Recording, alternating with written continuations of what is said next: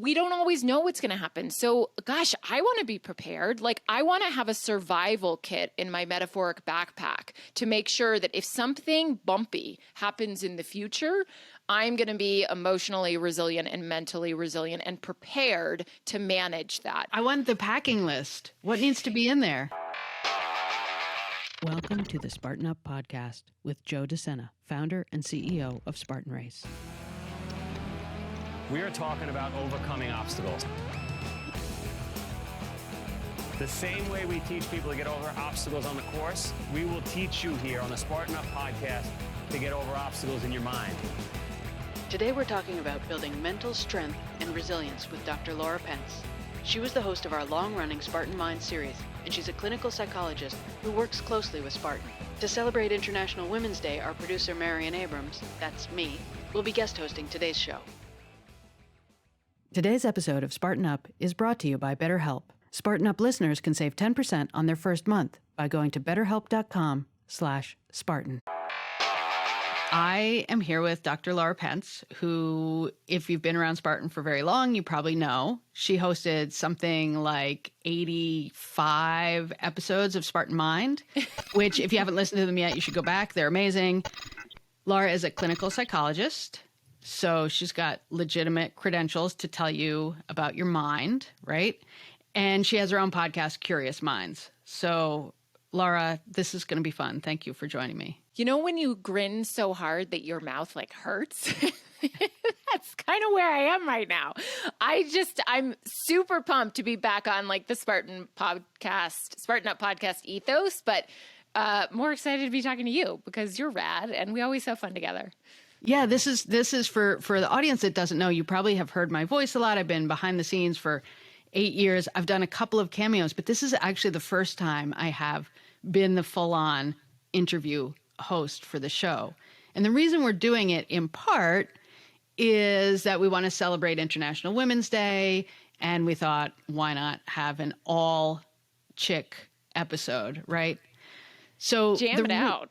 Yeah. So the reason, Lara, I've been watching your social media, and you have been talking a lot about emotional and mental strength and resilience, which is like our whole Spartan Up gig. It is. So let's start out. Maybe you can define those. Oh my gosh, that's a great question. You know, it's funny. I've literally never been asked that before, actually, now that I think about it, which is not surprising that, of course, you're going to ask the thing that nobody asks, which is why I love talking to you. So, you know, when I think of resilience, I really think of our ability to rebound, but go beyond, like not just to get back to where we were, but to fall and falter and struggle and then rebound with new wisdom and knowledge that actually propels you forward. And so when I'm talking about mental resilience and emotional resilience, I'm talking about, you know, when something happens in your mind, with your self-esteem, with your sense of self or adequacy as it relates to mental resilience, that then, you know, gives you a hit like, oh, I feel wounded. And now I'm going to bounce back and continue to move forward with more momentum than I even had before. So, you know, we talk all the time about mental strength and we talk about mental resilience, and it's easy to kind of think they're the same thing, but I guess they're not, right? I don't think so. I think that mental resilience is a part of having mental strength. I like that. And I think that you can be mentally and emotionally strong, but not necessarily have high levels of resilience. You know, for example, I could be emotionally strong. I could be very well aware of what my emotions are at any given point, able to regulate them, able to respond to them appropriately. But until I get hit with something that kind of like throws my emotions really off track and makes me struggle a little bit, then that's emotional resilience. So I do see them as two separate things. I think the more resilience we have, the stronger we are, both physically, emotionally, and mentally. But I definitely see them as two separate things for sure. It's like that tree that bends in the wind, right? Yes. That is flexible and strong because of the flexibility. Yeah, absolutely. It's funny you say that because I literally was just writing about this on Instagram that I very much believe that mental strength is mental flexibility. And I think, and what I mean by that is that we have to go beyond what we think we know. We have to shift our perspective. We have to be able to be cognitively flexible, emotionally flexible. And that really does make us stronger in mind and certainly body as well. What can we learn? What do the physical challenges do for us that we can take into the rest of our lives? This is why I love the mind-body connection so much. I mean, this is why, it's interesting for so long in my practice, I was really working on, the emotional and psychological and mental aspects. And really actually starting my work with Spartan has sort of brought me full circle into folding in some of the physical resilience as well. And I think what the physical provides in so many ways is a data point, right? And it provides muscle memory for us. So when we engage in something difficult that's physical, first of all, we expose our mind to also something difficult because, you hear it from endurance athletes all the time that 95% of it, if not 99, was mental. And then the rest was just physical because in our mind, those stories that we tell ourselves, the self-limiting beliefs, the emotions that we're uncomfortable with get activated. And especially because we're made to survive. Like our brain wants us to survive. So it's going to activate some of the things that can get us out of a difficult situation as soon as possible. And so for us, I think when we are put in something that challenges us physically, inevitably we're going to get challenged emotionally and mentally and psychologically at the same time. And I think that's like such an extraordinary benefit because then when we get through it and when we overcome it, we can go back and take a look at, oh my gosh, I felt this way. Like I totally thought I was going to give up. Not my body was going to give up. I thought I was going to give up, like in mind and body, and I didn't. I kept going, or I told myself, you know what, you've been working so hard, you earn this, you can do it. So I think all of that like provides a library for us of the history of what we're capable of. And so why does that matter? Like, I talk about this stuff. I'm so buried in it, but I like to pull it back and think like for the average person listening, like who cares? Why is this going to help me have a better life? Why is this going to help me perform better or, do better in business or in school or with my family? Why does it matter? Yeah. So I think one of the reasons it matters, first and foremost, what comes up for me is because life is completely unpredictable. And so right now it may seem like you're smooth sailing. Right? Like you could literally make the argument like, listen, I can pay my mortgage. My kids are going to be fine. They're probably going to go to college. If not, they're going to get a job. I've got stuff just happening in my 401k that's going to set me up nicely. Like I can just coast, but life is unpredictable. And SHIT happens. And so, it's really important for us to not basically make choices that are based on today and what's happening today, but what could possibly happen in the future. And so I want to be prepared. Look at 2020. Like this is the perfect example. Certain epidemiologists may have known that this, and virologists may have known this is going to happen. You've probably interviewed them. But, many of us had no idea that for an entire year, we would have to do at-home learning with our kids and be at home at work and figure out how to do Zoom all day long. Lots of us lost jobs. I mean, the list goes on, right?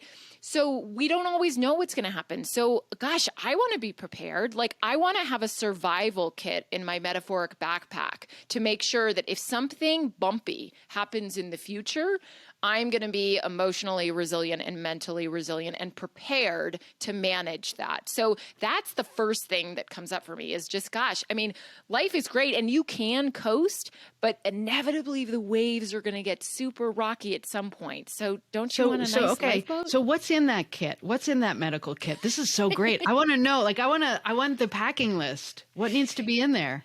Yeah. So, the first thing that is in there is a library of all the times and, a Rolodex, although I don't think people use Rolodexes anymore, but, a Rolodex database? Yeah, exactly. Of all the times that I was challenged and I got through it, and so oftentimes, for example, when I'm working with clients, and they'll say to me things like, I just don't think I can do this. I will ask them to recall, tell me one time in your life when you didn't think you could do something and you did it. And we can go all the way back to 3rd grade when you didn't think that you could read that very first chapter book. And then you did, right? So I think that library for me is absolutely in my backpack.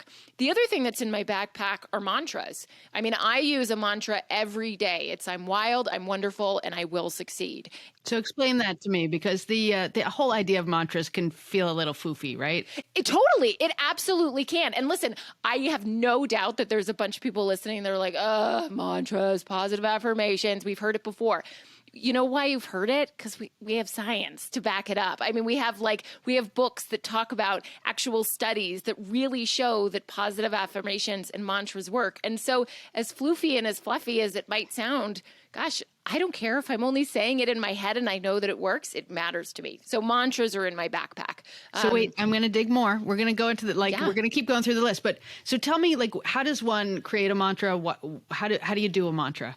Yeah. So, I'm big on the mantra really having to be something that somebody creates themselves. And I know that people have a hard time with that sometimes. And they're like, I just can't think of anything though. Then I think of, well, what just sounds good to you? Like, what do you think maybe you could just say? And you'd be like, okay, I could maybe say that every day. Right. The other thing that I ask people to do is maybe align their values with a mantra. So when they think of the principles that guide their life. So for example, Joe would probably inevitably think of resilience or grit, right? So a mantra for Joe, could be what's one thing gritty that I'm going to do today, or I'm going to show up with grit and resilience, right? So to weave in those values and those principles by which you choose to live your life can sometimes help people feel like their mantra is really actually in alignment with who they are and who they want to be, rather than just sort of this ethereal positive affirmation that they kind of think is not. So should it be reflective of who you are, or should it be reflective of who you want to be? Both, because the truth is, listen, there are days when I wake up and I don't really think I'm that wonderful, but there are other days where I wake up and I'm like, oh my gosh, I'm totally conquering the world. So, and that's just reflective of our external environment and anything that can be going on at any given time, right? So your mantra, I think, should be both, this is how I can feel. I'm pretty sure I can align with that on any given day, but also this is how I want to be. Like for me, I'm wild, I'm wonderful, I will succeed. Will succeed is sort of future talking, right? But I could absolutely say today that I felt like today was a success. So I think it's kind of a combination of both. Okay, we're on to our next item. So we got 2 items in our backpack now. Okay, so we've got the library and we've got the positive affirmations. Right. So the other thing that, and this is like another kind of quote unquote soft word that people might be uncomfortable with, compassion's in my backpack. And here's why compassion's in my backpack. So shame is basically like the antithesis of compassion. So compassion is being able to be kind and gentle to yourself. Now, I want to be real clear with people. People confuse compassion with condoning something. So if let's say I totally flubbed, like I yelled at my kid, right? We were in a heated moment and I said some things that I didn't want to say. So compassion would look like, you know what? You're having a bad day. You're doing the best you can. Condoning would look like, oh, it's absolutely no problem. You can do that in the future. They're 2 very different things. So it's almost like a growth mindset kind of a thing. It's like saying okay, this happened. What can I learn from it? What can I do next? Who did I just hear? Somebody was saying, and maybe it was you. Who said this? It was the questions. I don't know who it was. The question that's key. It's the question that you have in your head when you're faced with something. And if you ask the question like, why are you so stupid? Why does everything always go wrong? You're not it's going to be a negative outcome. But if you ask the question like, what did I learn from this? How can I handle this better next time? And that your mind just automatically addresses questions. Totally. Well, I'm a huge believer of that. I think we need to eradicate why from our curiosity, because think of when you're a child and you've done something that maybe wasn't great. You spilled the cereal. You didn't hand in your mouth homework. The first word in the follow-up is always, why did you do that? Why didn't you get it done? In a you did something wrong. I can say as a parent, as much as I know it's a bad idea, I say that probably 30 times a day. I mean, listen, I do. It's not easy to eradicate. And I'm not condoning it. I'm being compassionate with myself. Active compassion on screen. So I do think that the questions that you ask yourself are really important. And I think compassion is a part of that. And again, like for people who are listening and they're like, well, I have to be tough on myself. You can be tough and compassionate at the exact same time. I can say, you know what? That was not a great moment and you're having a hard day. And what are we going to do next time? Or how might I need to go apologize to my child right now because I really messed up? You know, how can I circle back and say, hey, we have to have a conversation because mommy lost it.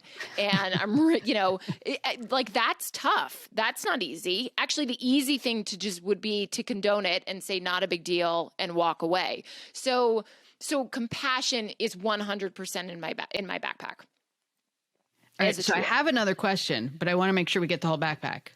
Oh my What gosh, else? I feel like the backpack could go on and on. I mean, there's water and nutritious food in there. Is there a wool hat for a cold day? There's 100% a wool hat and some nice knit leggings as well. Okay. You know, the other thing I think that would be in my backpack though is an understanding and wisdom around how my brain works. And I think this is why people really need to get curious. Right? Yeah. We have two things that I think really can put us in precarious positions: confirmation bias and negativity bias. Negativity bias is our tendency to focus more on the negative than the positive. You get 100 people in a room, 99 say great things, one says not great thing, you focus on the one, right? That's negativity bias. Confirmation bias is our tendency to pay attention to that which confirms our beliefs. When those two join together, you have a monster. You know, we know each other through Spartan Mind, right? And through all the other Spartan stuff. And we're also connected on Instagram. And so last year I started this thing, run a mile every day.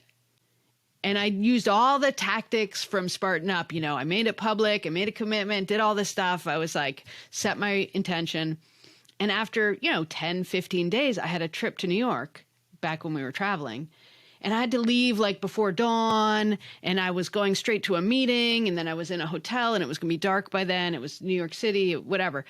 And so I posted, I said, what would be the equivalent in like exercises in my hotel room to running a mile?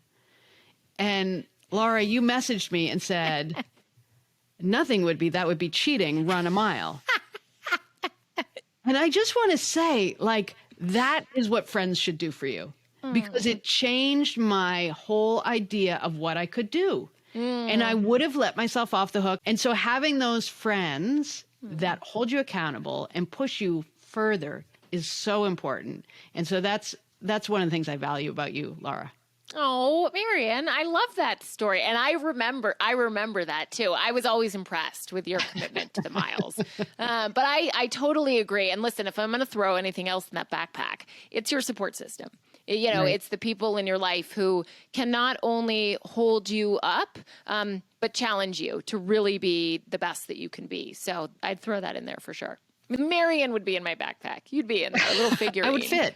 You We were just kind of joking about some of the mom challenges in life, right? And one of the reasons that we're doing this interview is that it's going to go live on International Women's Day. Mm-hmm. And so I want to ask you, are there unique challenges and are there unique opportunities that women face in this area of whether we call it growth mindset, resilience, mental strength that we're talking about? Today's episode of Spartan Up is brought to you by BetterHelp. We'll be right back to the interview, but first, I want to tell you a little bit about them. This has been a tough year for a lot of people, and mental health is finally something that people are talking about. So many people are struggling right now. Therapy can help. Sometimes the bravest thing to do is to do the hard thing, which is asking for help. BetterHelp says therapy helps. So what is therapy?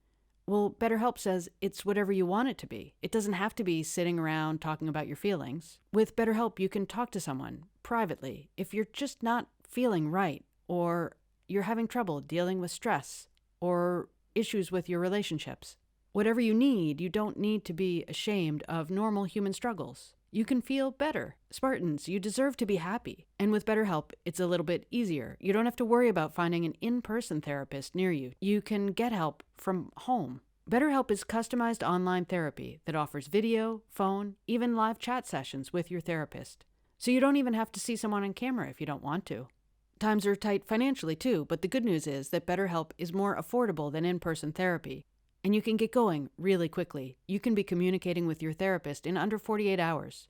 So join the millions of people who are seeing what therapy is really about. What's the greatest investment you can make? Investing in yourself, because you are your greatest asset. Make that asset function even better. Today's episode is sponsored by BetterHelp, and you, Spartan Up listeners, get 10% off your first month by going to betterhelp.com/Spartan. That's betterhelp.com/Spartan. Are there unique challenges and are there unique opportunities that women face in this area of whether we call it growth mindset, resilience, mental strength that we're talking about? I think so. So one of the biggest challenges actually that I think exists in, among women, and it's well-intentioned, is, right now, and maybe for the last 5 years, maybe close to a decade, but 5 years certainly, we are in a place where women are getting more senior leadership positions, women are starting more companies, women are coming front and center. And we had a female run for president. We now have a female vice president. So we are hearing, amazingly so, you can do anything. Like you can legitimately do anything. Unfortunately, we are putting that through a very fine wood chipper and coming out with the phrase, we should do everything. And this, I think, is getting us into trouble because we are slipping when it comes to our boundaries. We are saying yes to too much stuff. We are putting too much on our plate. And we are opting into that. That is, I think that's part of it, is that, we are opting in. I mean, certainly there are women that need to work and also want to have a child. And that's not like, I'm making a horrible life for myself. That's the choices that they make. Incredible choices, undoubtedly. But I do think that our perfectionistic tendencies and our desire to want to do, anything has moved us into this unhealthy position of actually wanting to do everything. And this shows up all the time with my female clients in my work, whether it's I'm not a good enough friend, I'm not a good enough mother, I'm not good enough at my career. The list goes on and on and on because they're splintered everywhere. And somebody literally 2 days ago just pointed this out to me. They're like, you are so splintered, because I had just named like 8 different things that I was trying to do that day. So I think we need to pause for a second and take a step back, reassess our boundaries. Where are we saying yes when maybe we want to say no? Who are we saying yes to that maybe we need to say no to? And that can include ourselves, not just other people too. I mean, oftentimes I will be the first to say that I really enjoy interesting projects. So very often I raise my hand and say, I'll do that when, oh gosh, I can't do that. So I think we need to pause and reflect on our boundary structure around that. And I do think that is particularly a unique feature of women right now, and especially girls and adolescents and teenagers as well.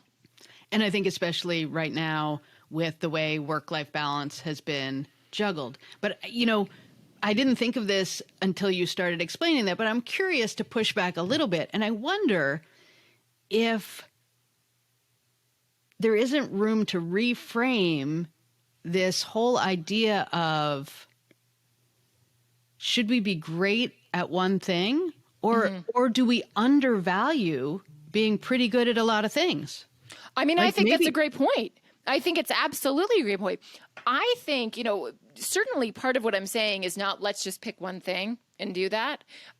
What I'm saying is let's make sure that we have our boundaries in check so that we have enough space and time and energy to refuel and to actually like be healthy and to take care of ourselves. I absolutely think that one of the things that we could do a much better job at is be okay, not necessarily being great or excellent at everything, but just being just being good. Like if I packed a just good lunch that day, that's fine.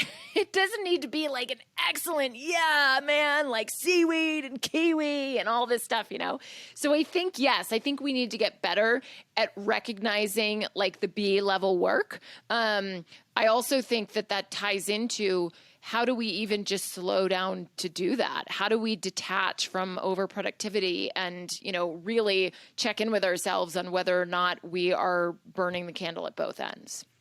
So I feel like anybody who's listening to this episode and says, wait, I thought this was about mental strength. And you just said, like, do less, be nicer to yourself, like, have compassion, carry a backpack. Yeah, well, then they're not listening because that's not what I'm saying. I didn't say be less. I said check in with your boundaries and make sure that you are reflecting on what you're doing, and do you want to be doing what you're doing? I feel like we need to do like 20 episodes because there's so much.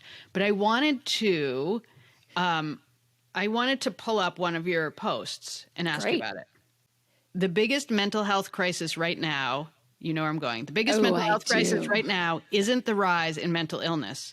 It's the widening circle that pathologizes discomfort, displeasure, and distress as disease. Yes. Mm-hmm. Ooh, I love that you picked that one out, Marion. We always talk about doing hard things, and sometimes we think that only means, you know, climbing a mountain, running an ultramarathon. But actually, dealing with these difficult emotions is the hard thing. And this is something I think you've been a huge advocate for. From my perspective, so much of the hard part of life is internal, is the distress that we experience internally from what is happening externally. And that's so normal.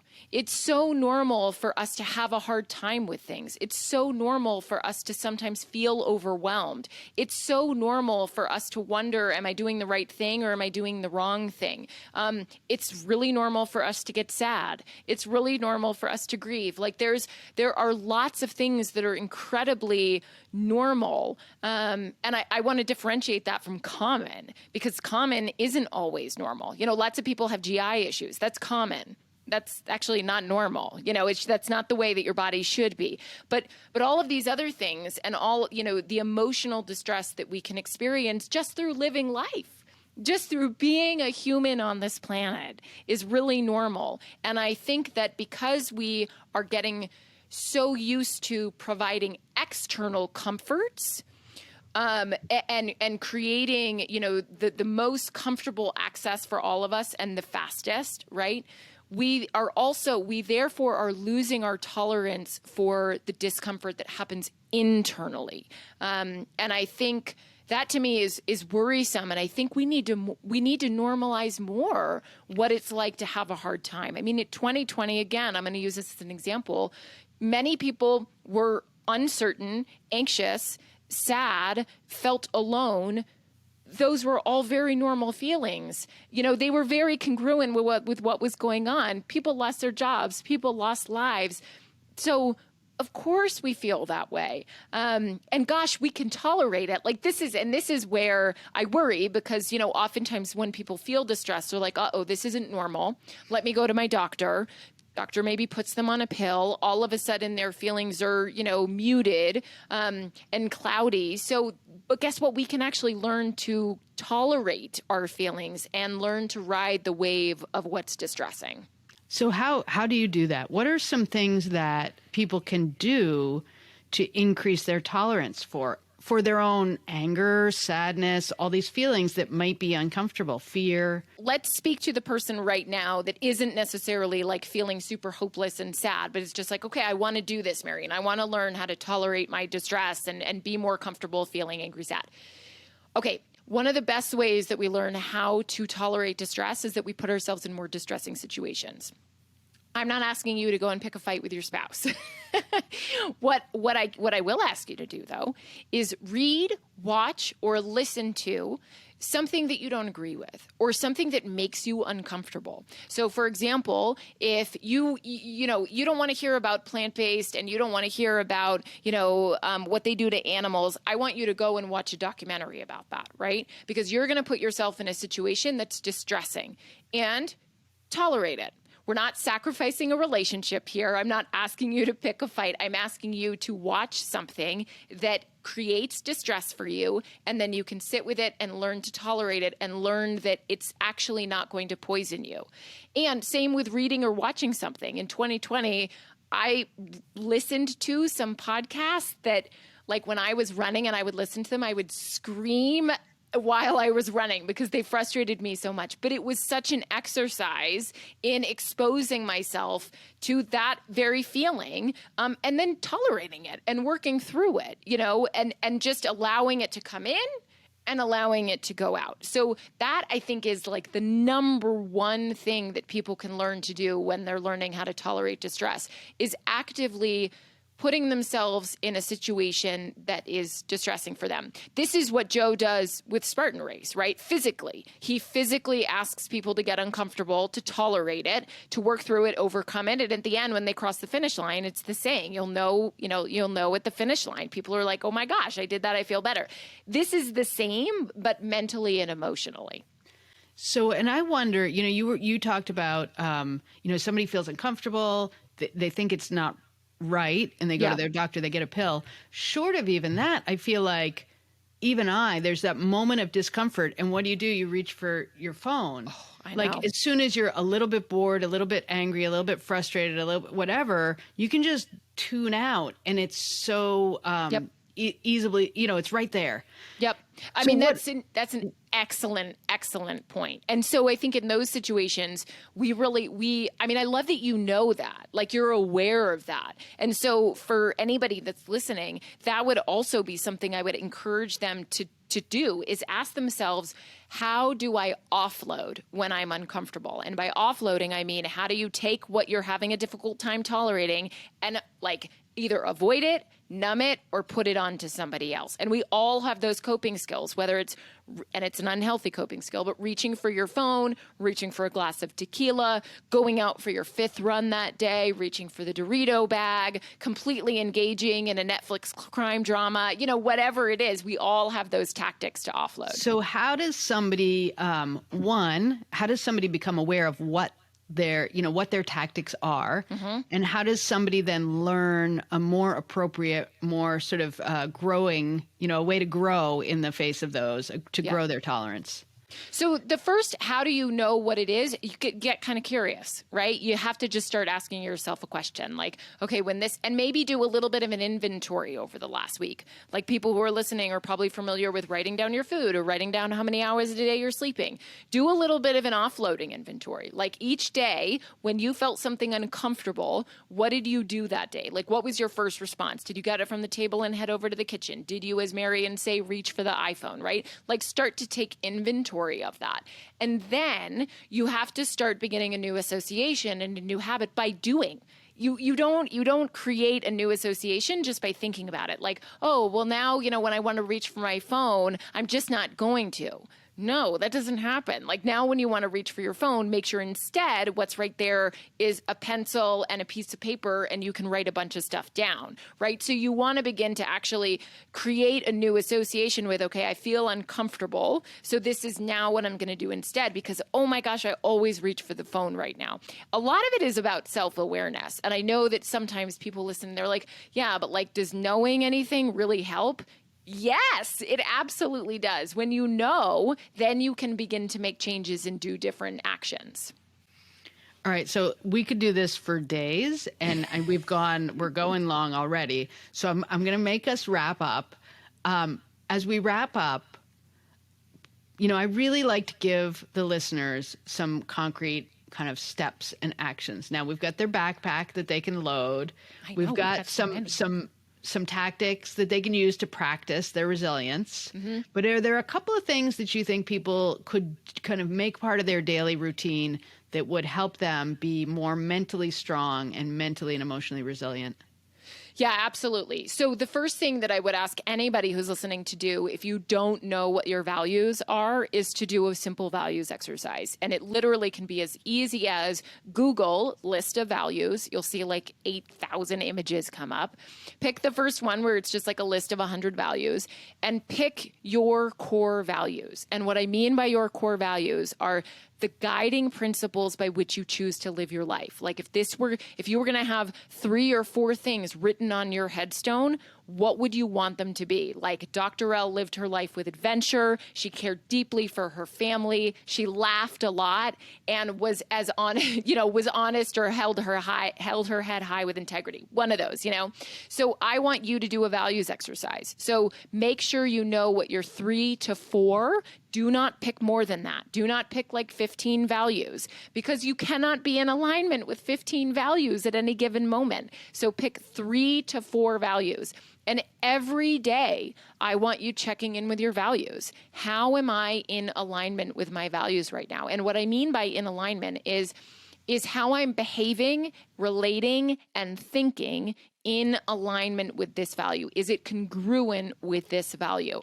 That right there is challenging in and of itself because you've got a lot of different things going on. You've got self-awareness, right? You've got a values-driven life and, really getting curious about where you're in alignment. And then you've got the accountability piece of if you are out of alignment, then how do you self-correct? How do you put yourself back in alignment? So that values exercise would be like the number one thing. And I feel like there's 6 strategies in there already. Well, that's awesome. So last question, how can people find you? They want more Dr. L brilliance. Well, I'm on Instagram at drlarapence.com. You can also, I started a new company last year called Lifebox, which is a box of questions that spark your curiosity and exercise your mind. So you can find me on Lifebox, also on Instagram at Lifebox, LAGHFBOX. And then reach out to me, email me. My email's on my website at drlarapence.com. Send me an email, let me know what you're thinking, what you're having a hard time with, all that kind of stuff. I'm accessible for sure. Thanks for listening to this episode of Spartan Up Podcast. Spartan Up is your partner in resilience for mind, body, and spirit. We're here 3 days every week. Tuesdays, you can find Joe Sena, founder and CEO of Spartan, interviewing biohackers, business leaders, authors, and athletes. Thursdays and Saturdays, catch episodes from our DECA, Endurance, Trail, Combat, and La Ruta series. Do you know someone who needs a little nudge? Maybe they could use some motivation, tactics to be stronger, healthier, happier, more successful. Tell them about our show. And if you're watching on YouTube, leave us a comment. We want to know who's watching and who's listening. Thanks. See you next time. Today's episode of Spartan Up is brought to you by BetterHelp. Spartan Up listeners can save 10% on their first month by going to betterhelp.com/Spartan.